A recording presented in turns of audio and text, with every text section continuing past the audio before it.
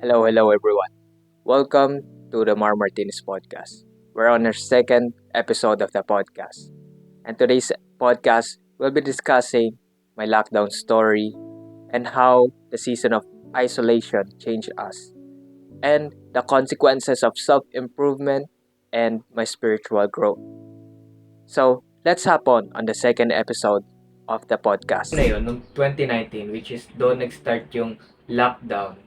Actually, hindi nga 2019. It's more like in 2020, like February or March, nag-start yung lockdown sa Pilipinas. Pero, nung time na yun, which is, akala natin is 2 weeks lang yung lockdown, pero hindi pala. Siyempre, as a student, tunto ako nun kasi 2 weeks na hindi ako papasok. Pero hanggang na inextend nila na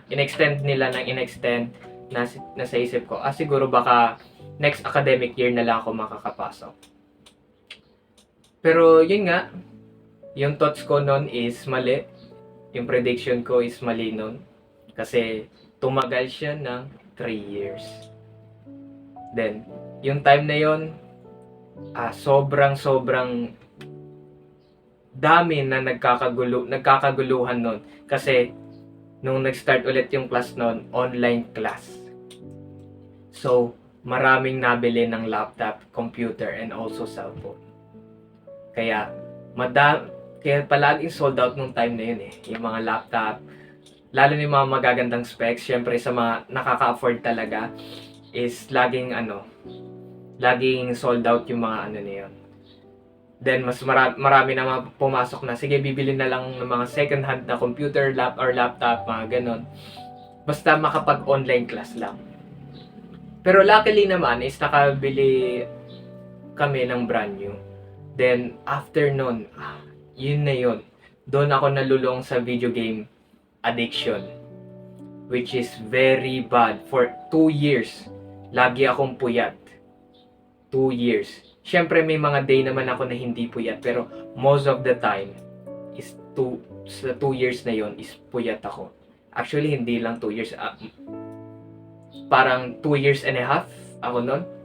Then, kaya natigil yon kasi pumasok sa akin like one of the most hated person nung time na yon, which is Andrew Tate.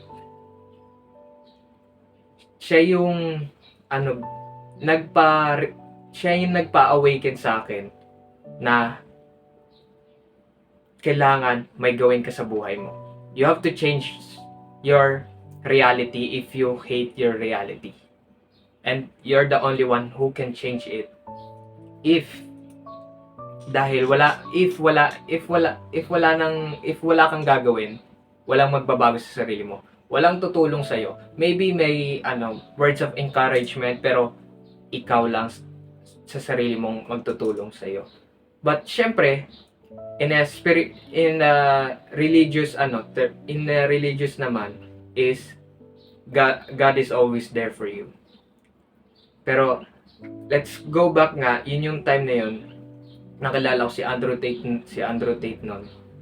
Which is some of his ideas is agreeable ako, then some of his ideas or perspective is hindi naman ako nag-agree.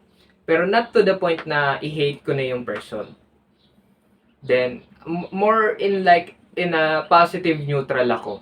Kasi like may positive, neutral, and the negative side. So in the neutral, meron akong nasa positive neutral ako. Kasi yung negative neutral is like you dislike his perspective, pero some of them is like agreeable.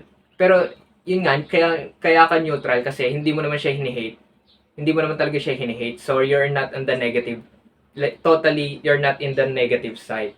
Like you dislike mostly of his ideas, but some of ideas naman is you're nag-agree ka naman.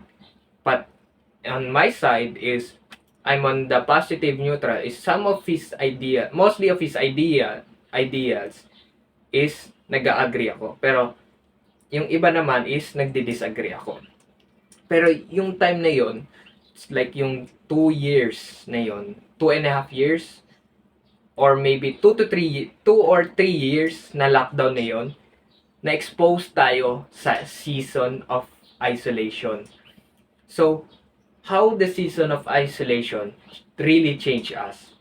Now, hindi ko anuhin yung mga like, I will not speak sa ibang tao, pero I will speak on my own, then maybe some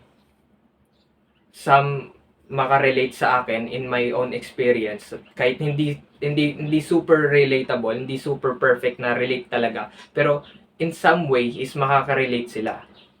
Kaya nga some like the season of isolation really changed us. So yung us kasama ako doon, then yung iba na makaka-relate sa akin. So let's talk about that. Nung time na yun, I'm a very extroverted person. Hindi naman to the point na very, very, very extrovert na yun. Pero, naglilin ako doon sa side na yun na extrovert ako. Pero nung nag-lockdown, syempre, nagkaroon ng awareness tayo. Like, solitude. Nagkaroon tayo ng mental awareness, physical awareness, and spiritual awareness sa mga ibang tao. Which is sa akin, nag-apply sa akin yung tatlong bagay na yon. Kaya, mas naging awareness pa ako sa surroundings ko, sa environment ko.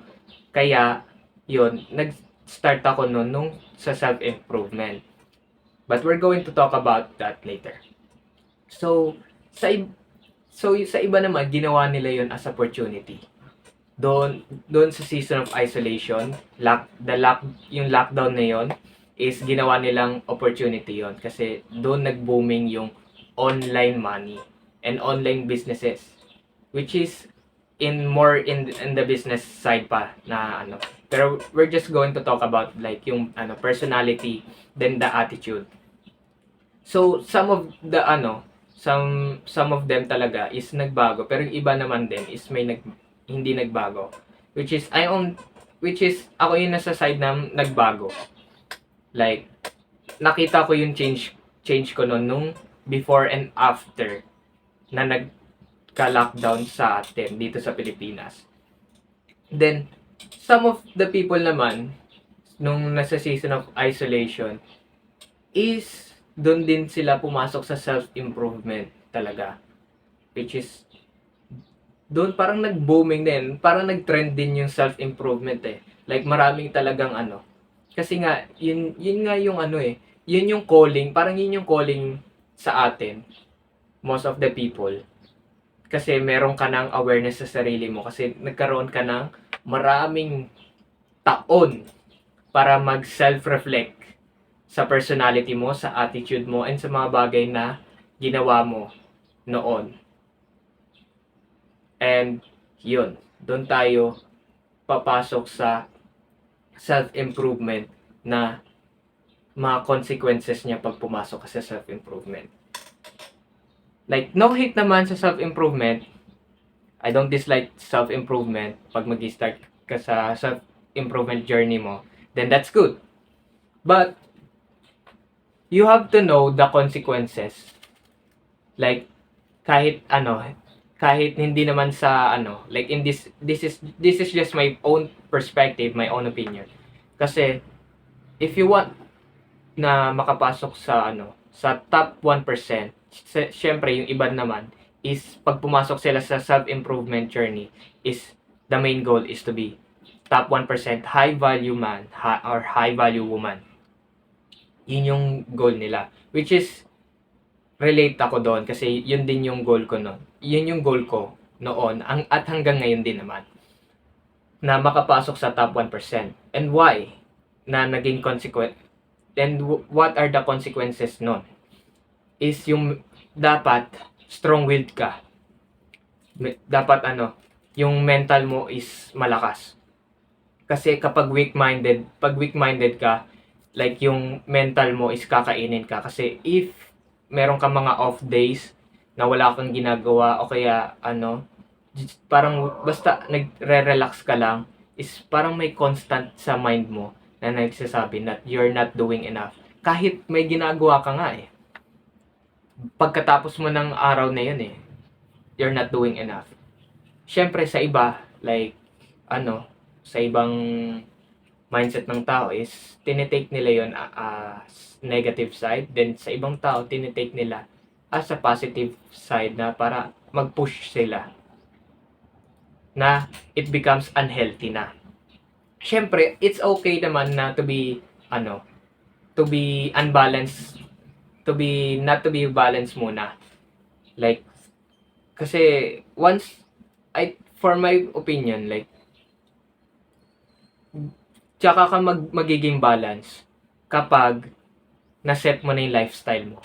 May lifestyle ka na, may habits ka na, then doon mo i-balance yun. Kasi kapag para sa akin, important maging unbalanced ka muna.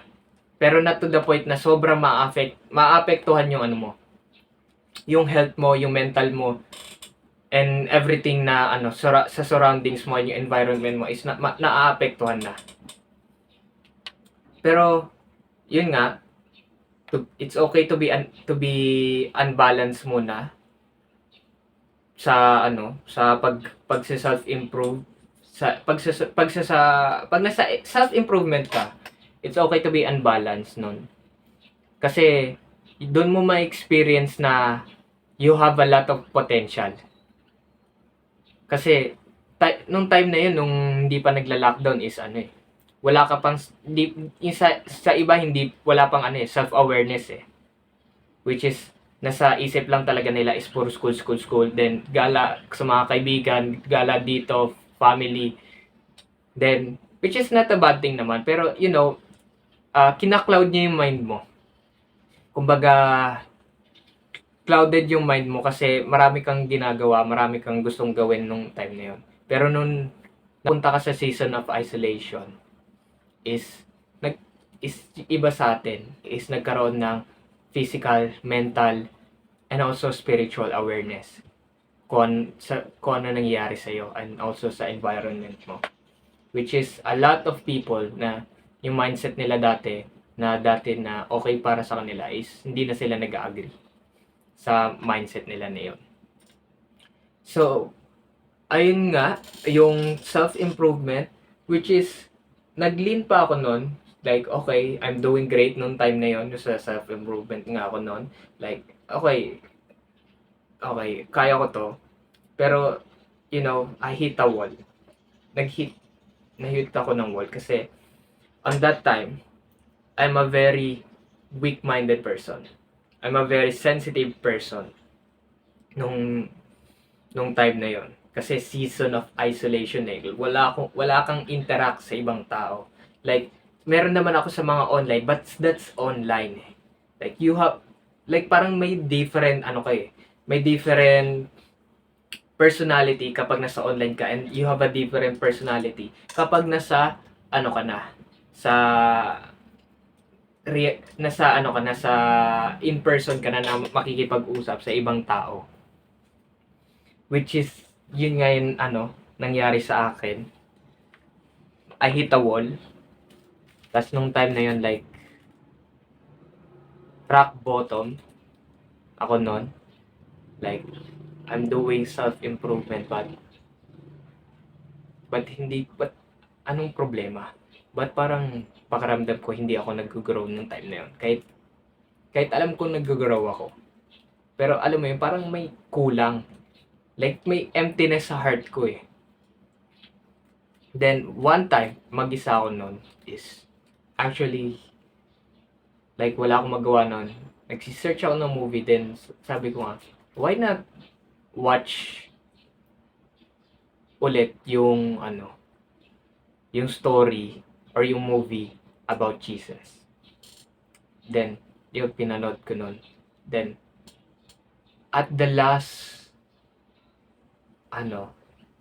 minutes of the movie, yung time na pinersecute na si Jesus, doon yung time na umiyak talaga ako nun. Umiyak ako nun. Like, it's a very, very deep. Like, I don't know, hindi ko maintindihan kung bakit ako umiyak nun. Pero, umiyak ako nun. which is typically hindi ako mostly nadadala naman sa emotion kapag sa mga movie, except sa mga horror story, sa mga horror movie is napaluha talaga ako noon nung the last minutes ng movie na yun. Then sabi ko, like, maybe this is what I need. Kasi nung time na yun is parang may naramdaman ako sa sarili ko na awakening. Kumbaga, sabihin natin parang spiritual awakening. Na nagsasabi sa akin na parang this, like Jesus could fulfill your heart na nararamdaman mo na emptiness dati. Kaya doon yung time na yun na sinabi ko, okay, I will try to pursue of being Christian. Kahit Roman Catholic ako, we are all Christians. Like sa Roman Catholic, then sa Christians, and also in other religions, tawag din natin sa sarili natin is as a Christians. Then yun nga, why not have a relationship with Christ, with Jesus? Kasi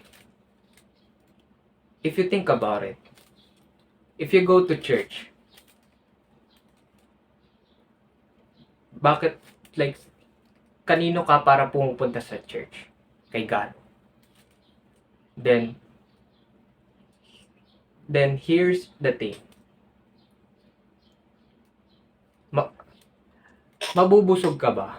Or mafulfill ka ba sa buhay mo if you're only eating on Sunday? Pag sa Sunday ka lang kumakain ng pagkain. Sa tingin mo, like, mabubuhay ka?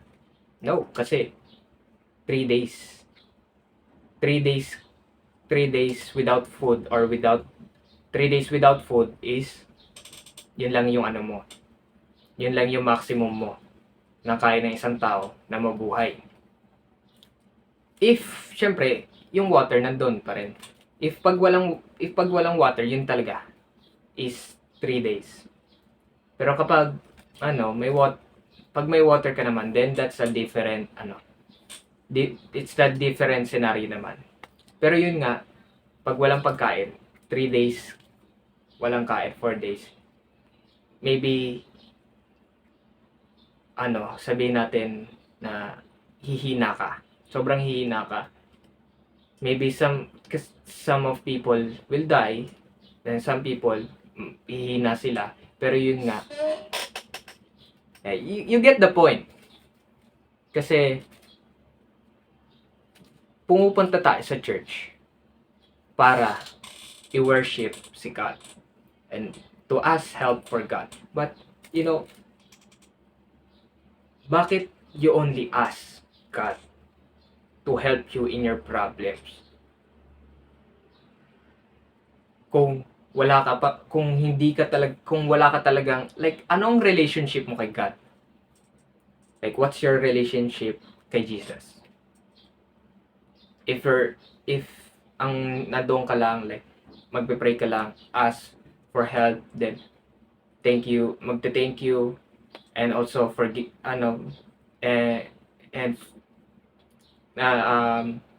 nagsusorry ka sa mga kasalanan mo, which is, it's fine. But like, you're just doing it every Sunday, then pagdating mo sa Monday is balik ka na sa dati mong gawa, which is party doon, maybe inom dito, smoke doon, mura dito, mura doon. Kaya yun like, wala rin. Kaya yun yung nasa isip ko noon. Hindi naman totally na nasa isip ko na, kumbaga yun yung until now, yun nasa perspective ko ngayon, yun yung opinion ko. Kaya nung time na yun, pinursu ko talaga. Then after pursuing Jesus, lahat ng mga perspective ulit, nagbago lahat. Kaya sinasabi natin na sa self-improvement, like yung mga books, books are good. Some of books are good. Pero sinasabi ko sa iyo, the best self-improvement na books na mababasa mo is Bible. Nandoon pinag-uusapan is about greed. Paano haharapin, how to be humble, like how to avoid lust, like yung how to avoid like if you surround yourself with toxic na mga tao, like tinatranslate ko na lang to sa own understanding ko. Kapag sa surroundings mo is naaapektuhan ka rin. Kaya yun yung time ngayon is hanggang ngayon is I'm still trying to pursue have a relationship with God, with Jesus. And I want you to try kahit papano, like sit down, like in your own room, sit down and have a talk with Jesus, with God. Pag-usapan mo, i-discuss mo yung mga problems mo, and also repent sa mga kasalanan mong mga nagawa, and also have a conversation with God. Maybe some people may be crazy, pero it's a very normal thing if you're having relationship with God, with Jesus. Then after nun, hanggang ngayon, lahat nagbago yung perspective ko and mindset ko. Yun lang masasabi ko doon, like nung sa self-improvement ko, it comes from realization. Lahat ng mindset ko nagbago nun. Then then ngayon na I'm trying to have a relationship with God, is nagbago lalo yung perspective ko, yung opinion ko. And I want you talaga to try na kahit 1 month lang, see for yourselves kung anong mangyayari in those 1 month. Like kung magbabago ba lahat ng ideas mo. Trying to really have a relationship trying to have a relationship doon sa loob ng 1 month na yon. Then maybe some of you like you prove me wrong and nothing really changed, but maybe some of you na baka magbago, then it will be nice, it will be great. All glory to God. And also, see you. I think that's all for now in this podcast. See you on the 3rd episode of the Mar Martinez podcast.